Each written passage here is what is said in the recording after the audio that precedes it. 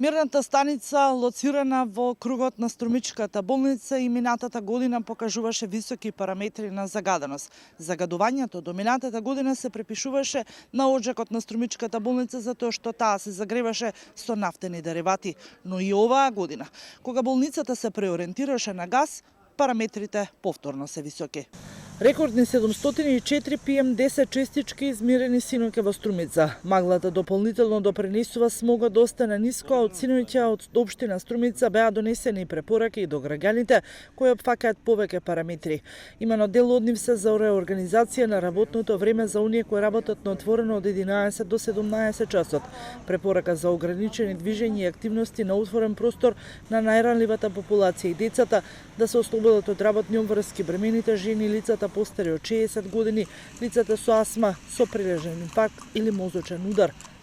Да одговорам по ова прашање, секако дека во соработка со Министерството за животна средина, каде што ги добиваме препораките. При 3 дена такво загадување во континуитет, треба да ги пуштиме препораките кон јавноста и апсолутно јас се согласувам и како градоначелник се пуштени во јавноста таквите мерки и препораки.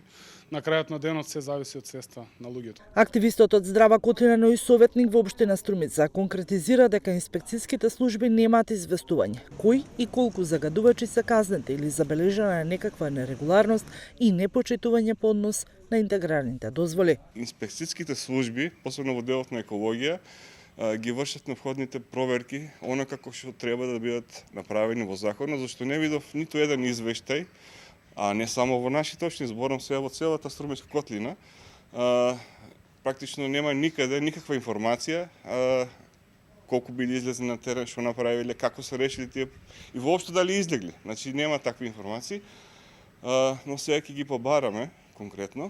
Од општината и со препорака дека треба да се воведат итни мерки за ограничување на сообраќајот во градското централно подрачје, при што приватниот автомобилски сообраќај да биде забранет во центарот на градот.